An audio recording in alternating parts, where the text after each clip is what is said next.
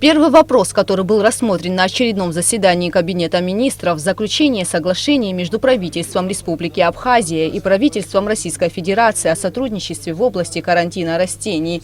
Стороны договорились принимать меры по предотвращению проникновения различных вредителей с территории обоих государств при импорте, экспорте и транзите подкарантинной продукции, а также осуществлять при необходимости совместный карантинный фитосанитарный контроль продукции, обмениваться информацией о появлении и распространении вредителей на территории государств. Это проект соглашения, в принципе, нам даст большой плюс. По крайней мере, допустим, я понимаю, что у нас сейчас трудности были с приобретением лабораторного оборудования, но правительство нам помогло. Есть еще нам необходимо лабораторное оборудование в поставках, которые могут помочь.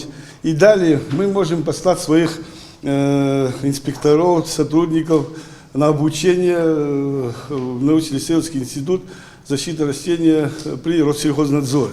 В целях повышения деятельности и эффективности внутренних дел Абхазии были внесены изменения в постановление Кабинета министров республики, в рамках которых утверждены структурные построения органов внутренних дел и штатного расписания Министерства внутренних дел Абхазии. Также была установлена и стоимость бланков разрешения на временное проживание в республике. Бланк стоит 200 рублей. На заседании было рассмотрено и постановление об утверждении перечня жизненно необходимых и важнейших лекарственных средств. Всего в списке 89 наименований медикаментов. Министерству здравоохранения поручается до 1 ноября текущего года представить актуализированный перечень лекарственных средств. Совместно с Министерством финансов проработать проекты подзаконных актов, которые будут регулировать условия и порядок льготного обеспечения лекарственными средствами.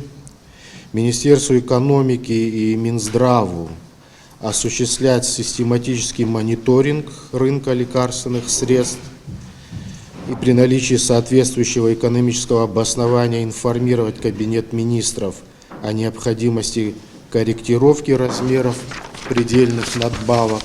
С целью усиления социальной поддержки участников боевых действий в Афганистане Кабинет министров Республики Абхазия решил с 1 июля 2019 года выплачивать ежемесячное пособие в размере 3000 рублей.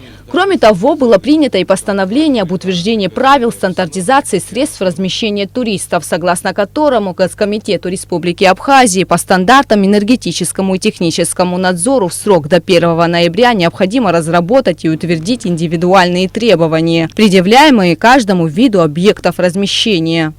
Общие требования к средствам размещения – это освещение в жилых и общественных помещениях, холодное и горячее водоснабжение, отопление, вентиляция и так далее.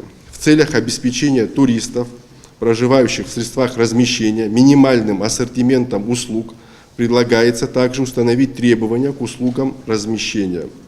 А именно услуги общественного питания, ежедневная уборка жилых помещений, хранение ценностей, багажа, медицинская помощь, туристическая информация. Также на заседании было принято и распоряжение о централизованном приобретении и распределении автомобилей аппаратом Кабинета министров, согласно которому за счет средств, предусмотренных в республиканском бюджете на 2019 год, Министерство финансов республики должно выделить более 2 миллионов на 3 автомобиля для Министерства по налогам и сборам и Государственной миграционной службы. В дополнительную повестку дня были включены еще 4 вопроса.